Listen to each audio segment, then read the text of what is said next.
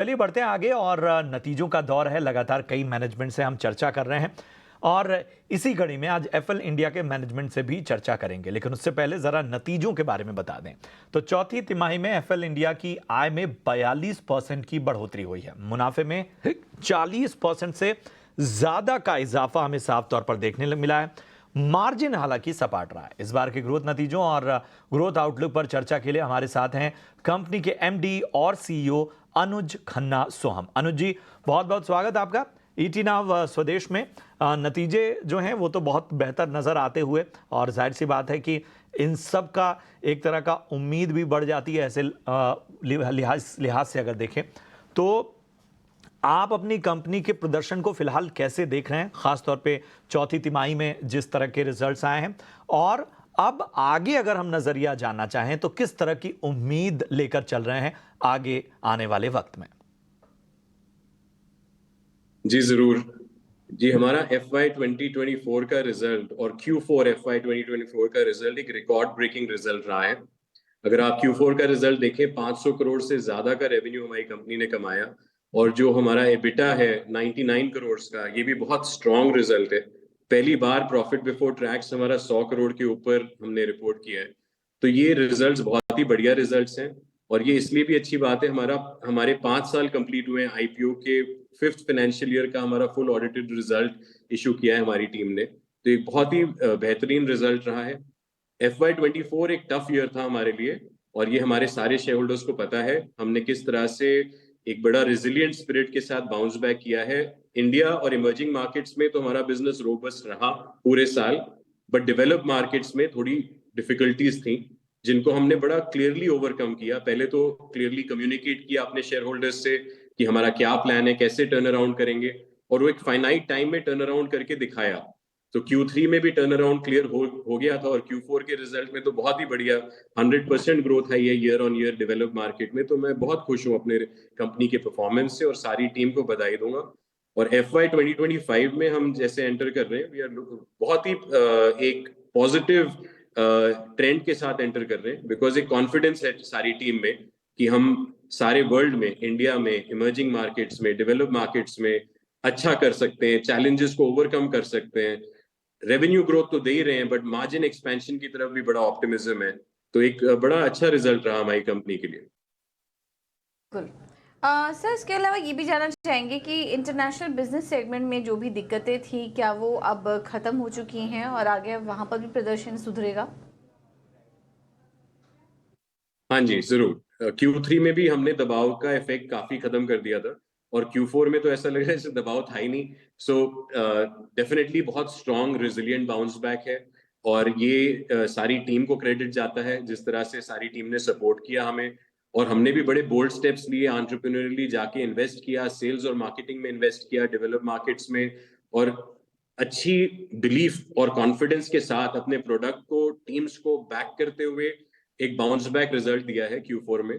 और ये ट्रेंड आगे भी हमें पॉजिटिव स्ट्रेंथ देता रहेगा। सोहम जी, ये ज़रा बताइए कि फ़िलहाल अगर हम डिमांड ट्रेंड्स को देखें तो वो किस तरह का है? लेवल ऑफ कॉन्फिडेंस अगर देखें, क्लाइंट कॉन्फिडेंस, तो उस पर ज़रा व्यू दीजिए। और FY 25 के फर्स्ट हाफ का ज़रा आउटलुक भी अगर आप शेयर करें तो बेहतर होगा। देखिए, हमारा FY 25 शुरू हो चुका है ऑलरेडी। मई का महीना एंड पे ऑलमोस्ट 2 महीने हो चुके हैं। हमें एक बड़ा क्लियर एक ट्रेंड नजर आ रहा है कि जो हमने लास्ट क्वार्टर में जितना रेवेन्यू कमाया 500 करोड़ से ज्यादा, हम उस ट्रेंड को मेंटेन, उसको बेटर कर पाएंगे सीक्वेंशियली आगे जाते हुए। और अगर हम उसकी बड़ी सिंपल सी मैथ्स लगाएं, तो हमें लास्ट ईयर H1 के नंबर पता है। हमें ये मालूम है कि हमारा बेस ट्रेंड अभी 500 करोड़ के आगे बढ़ रहा है। तो अगर हम उसमें एफिशिएंसी लाते हैं और उसकी एग्जीक्यूशन को बरकरार रखते हैं, तो एक बड़ा क्लियर ट्रेंड दिखता है कि अच्छी ग्रोथ आनी चाहिए H1 में और पूरे FY 25 में। अगर हम comparative year on year basis पे देखें, तो एक बड़ा पॉजिटिव और कॉन्फिडेंट पोजीशन बन रही है कंपनी की। एंड देखते हैं, तो डिमांड एडवर्टाइजर्स की तो हमने ऑलरेडी इस स्तर पे ले आए हैं कि लास्ट ईयर से तो बेहतरीन रिजल्ट आना चाहिए इस साल।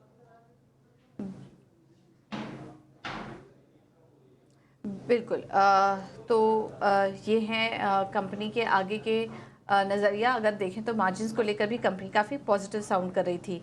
सर, इसके अलावा आपसे ये भी जानना चाहेंगे कि एक्विजिशन आने वाले समय में अगर 2-3 साल की बात करें यहाँ से, तो किस तरह के एक्विजिशन आप प्लान कर रहे हैं और इन अधिग्रहण को आप फंड कैसे करेंगे? देखिए, एक्विजिशंस को लेके पहली चीज तो ये देखनी चाहिए कि हमारी कंपनी का ट्रैक रिकॉर्ड एक बहुत ही सॉलिड ट्रैक रिकॉर्ड बना है।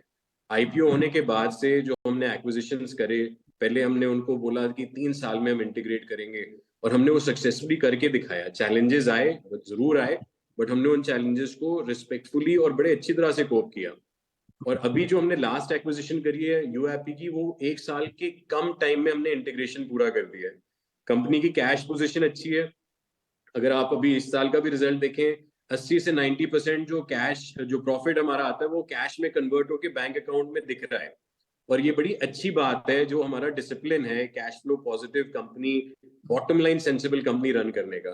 तो इससे ये आधार बनता है कि हमारे पास अच्छी रिसोर्स है आगे भी।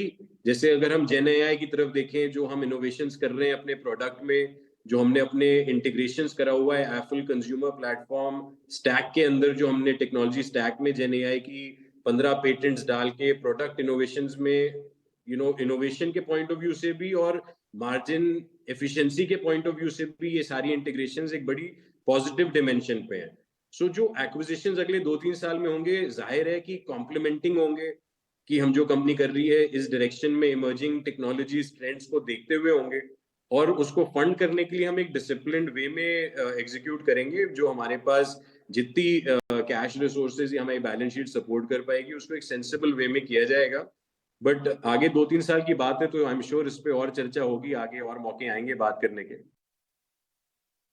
बहुत शुक्रिया आपका हमसे इस खास चर्चा के लिए। कंपनी के कारोबार के हर पहलू पर हमसे आपने बहुत बारीकी से बातचीत की। आपको, आपकी पूरी टीम को हमारी ओर से ढेर सारी शुभकामनाएं। ये सफ़र यूं ही बेहतरीन बना रहे।